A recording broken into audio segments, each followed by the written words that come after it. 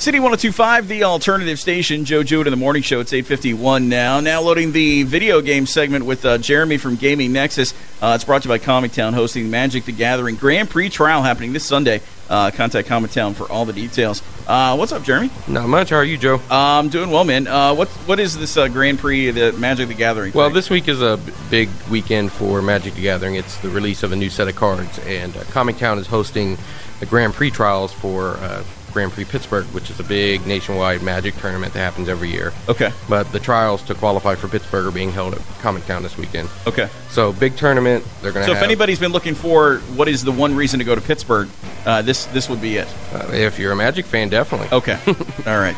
So people just need to get in touch with Comic Town Yeah, for we that? can call Comic Town for more details. They're having a sealed deck tournament plus some Commander stuff. Magic fans know what I'm talking about. All right. Very cool. Check it out. What's coming out this week? This week, first off, there's Hitman Trilogy for the PlayStation 3 and Xbox 360. I spoke back in November about Hitman Absolution, which is the latest game, and thanks to the success of that, they're taking some of the older games and remastering them and releasing them as a compilation package. So that hits this week, and that's got Hitman 2, Silent Assassin, Hitman Contracts, and Hitman Blood Money all on one disc for a discounted price, $40, 3 games. That's pretty good. The first two were released on the old PlayStation 2 and Xbox, so they've been redone with new graphics, look a lot better. They have trophies and stuff now, so kind of refined them a little bit, brought them up to date. All three in the same deal? Yep, all three on the same disc. You know, 3 full games, a lot of content there. Okay. What is that out for? That is out for PlayStation 3 and Xbox 360. Okay, that's the Hitman Trilogy HD. Yep. Okay. What else this week? And then this one sounds Is a this little weird. a fishing game? It is, but hear me out. Okay, you have to now. This is the point where you now have to convince me. You ever go back in the late 90s, you ever see that fishing game is in all the movie theaters stuff that actually had the fishing pole that pulled you side to side? And I don't know if you ever saw it, but maybe I did. It was very popular in the late 90s, early 2000s.